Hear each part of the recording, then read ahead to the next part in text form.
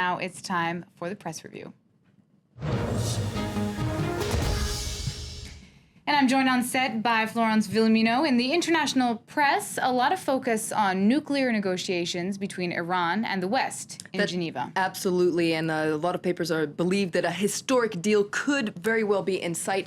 A lot of papers, especially in the Israeli press actually, are focusing on this article. It's in the Telegraph, and the Telegraph has quotes from an aide that was briefed on these talks. It says that the U.S. has proposed a short-term nuclear agreement to Iran, and it goes into detail. For instance, Tehran would be allowed to continue enriching uranium at low levels, so that's 3.5%. That's needed for nuclear power stations, but it's not weapon-grade enrichment. Now, Israeli Prime Minister Benjamin Netanyahu has said that any deal that fails to stop Iran from enriching uranium will be a historic mistake. But it's interesting that other papers think that now is the time for a deal. For instance, Le Monde, in their editorial, says that there is a window of opportunity here, due a lot to the election of President Hassan Rouhani, but also due to the fact that the supreme leader, Ayatollah Ali Khamenei, he wants to ease internal tensions by easing the embargo on Iran. So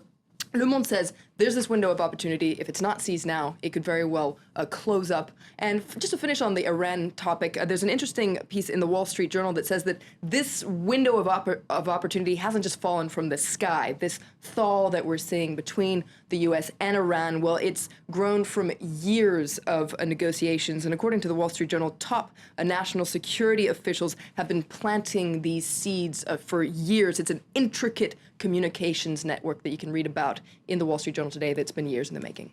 All right, well, moving on to Syria and an article in The Guardian about Saudi Arabia's involvement. Absolutely. This article says that Saudi Arabia is preparing to spend millions of dollars to arm and train thousands of Syrian fighters in what it calls a new national rebel force. And The Guardian says that this force would be waging two wars in Syria. The first one against Bashar al-Assad, but it would also be trying to act as a counterweight to increasingly powerful jihadi organizations. So you can read more about it in The Guardian.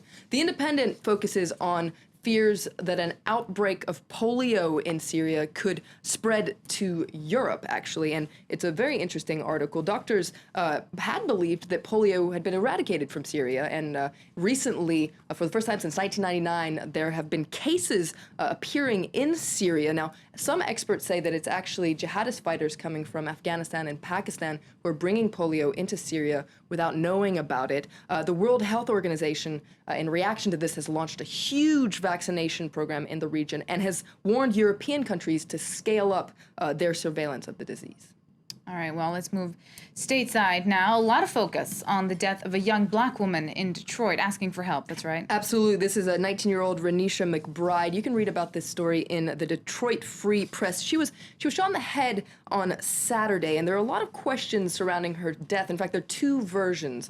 According to the shooter, he shot her because he thought that she was breaking into his house. But according to her family, she was actually seeking help because she had had a car accident. And her family says that it was actually, she died as a result of racial profiling, and they've called for justice. Now, the police say they're investigating this matter, but they say that for now there's no indication that race had anything to do with the shooting, and no charges have been filed against the shooter. But a lot of people are saying this sounds a lot like the Trayvon Martin shooting in Florida, and so I'm sure this is a story that's going to get a lot more attention in the days and weeks to come. But while we're talking about the states, and Florida, let's take a look at this article in Slate. Now, maybe I've never heard of this, but there's a gun enthusiast magazine called Guns and Ammo. Now, they've fired their longtime editor named Dick Metcalf this week. Why is that? Well, because he wrote an article in the December issue called Let's Talk About Limits. Now, he hoped to spark a healthy debate on gun rights, but in the end, he threw a lot of anger online and he got sacked. Wow, finally, two scientific discoveries. Absolutely. I'll be very quick about this. It's 2013. You probably thought we knew everything about anatomy, but no, Belgian physicians have discovered a new body part. It's a new ligament in the knee, so you're going to have to change that song about the knee bones connected to the hip bone. It's called the anterolateral ligament, so it's kind of a mouthful. Have to change the song. And finally, in the U.S., scientists have discovered two genes linked to tissue regeneration. So they're hoping this could help heal wounds faster, and also perhaps could be the fountain of youth. Fingers crossed. Finally, the fountain of youth. Thank you very much, Florence Villamino. That was the press review.